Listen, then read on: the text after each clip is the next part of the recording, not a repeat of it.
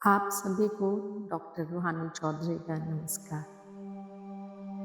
आप सुन रहे हैं how to erase bad memories meditation series का पहला भाग। आज हम शुरू करने से पहले कुछ बहुत महत्वपूर्ण बातों को समझेंगे। प्लीज इस ऑडियो को बहुत ध्यान से सुनिए और समझिए, फिर ही अगला मेडिटेशन शुरू कीजिए। सबसे पहले एक बात स्पष्ट कर देती हूँ, इस मेडिटेशन का नाम है how to erase bad memories, लेकिन यहाँ इरेज का अर्थ मेमोरी को पूरी तरह मिटा देना नहीं। हमारा उद्देश्य है उस मेमोरी से जुड़ी हुई इमोशनल इंटेंसिटी को कम करना, उसकी इमोशनल चार्ज को न्यूट्रल करना, ताकि घटना याद रहे लेकिन दर्द ना रहे, ट्रिगर ना रहे, बॉडी रिएक्शन ना रहे। इसी प्रक्रिया को मेमोरी न्यूट्रलाइजेशन प्रोसेस भी कहा जाता है या इमोशनल चार्ज रिलीज मेडिटेशन, लेकिन आसान भाषा में हम इसे कहते हैं how to erase bad memories.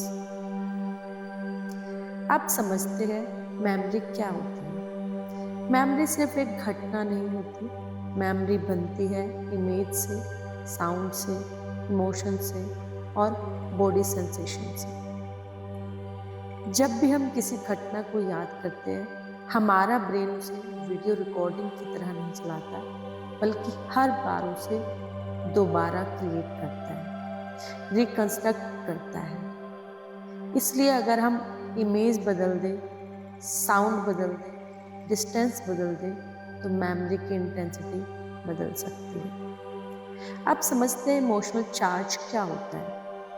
अगर किसी घटना को याद करते ही दिल तेज धड़कने लगे, गुस्सा आए, डर लगे, आंसू आए, शरीर में तनाव आए, तो इसका मतलब है उस मेमोरी में इमोशनल चार्ज बहुत ज़्यादा मौजूद है। और अगर वही घटना याद करने पर कोई खास भावना ना उठे, बस लगे कि हाँ ऐसा हुआ था, तो इसका मतलब है इवेंट है लेकिन इमोशनल चार्ज खत्म हो चुका है, वो भावनात्मक ऊर्जाएं खत्म हो चुकी है। हम इस मेडिटेशन में इवेंट नहीं मिटा रहे, हम इमोशनल चार्ज कम कर रहे हैं, भावनात्मक ऊर्जाएं कम कर रहे हैं। अब बहुत महत्वपूर्ण हिस्सा, किन लोगों को ये प्रोसेस नहीं करना चाहिए? अगर सीवियर ट्रॉमा है, सेक्सुअल अब्यूज का अनरिजॉल्व्ड केस है, एक्टिव पैनिक अटैक्स है, पीटीएसडी सिम्टम्स है, सीवियर डिप्रेशन चल रहा है, तो पहले प्रोफेशनल थेरेपिस्ट से मिले। यह ऑडियो इमोशनल रेगुलेशन टूल है, यह मेडिकल या साइकोलॉजिकल ट्रीटमेंट का रिप्लेसमेंट नहीं है। अब प्रोसेस करने से पहले कुछ नियम ध्यान से सुनिए। इस प्रोसेस को लेटकर बिल्कुल भी नहीं करना, नींद वाली अवस्था में नहीं करना, पूरी जागरूक अवस्था में करना है। एक दिन में एक ही इवेंट पर काम करना है। पैनिक लगे तो तुरंत रोक देना है। पास में पानी रखना है, बहुत जरूरी है। अब बात करते हैं प्रोसेस के दौरान क्या हो सकता है। कुछ लोगों को ब्लैंक फीलिंग आएगी, कुछ लोगों को रोना आएगा, कुछ लोगों को हो सकता है बॉडी में हल्का कंपन महसूस हो, कुछ लोगों को हो सकता है जबाई आए। ये सब नॉर्मल है।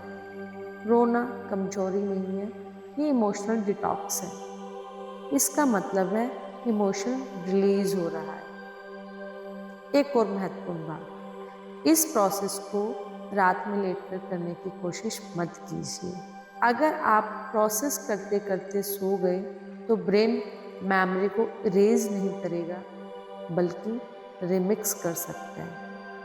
इसलिए सिर्फ जागरूक अवस्था में ही प्रैक्टिस करें। स्ट्रॉन्ग मेमोरी के लिए 2 से 5 बार रिपीटेशन लग सकता है। हर बार इंटेंसिटी कम होनी चाहिए।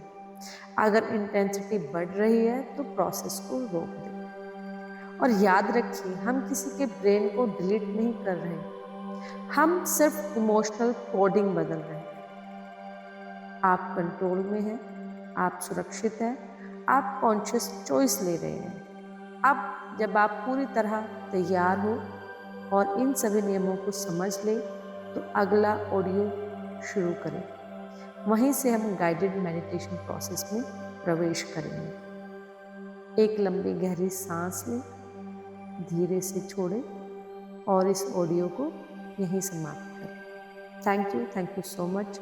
मिलते हैं सेकंड मेन ऑडियो में, जिसमें पूरा मेडिटेशन प्रोसेस कराया जाएगा। Thank you so much.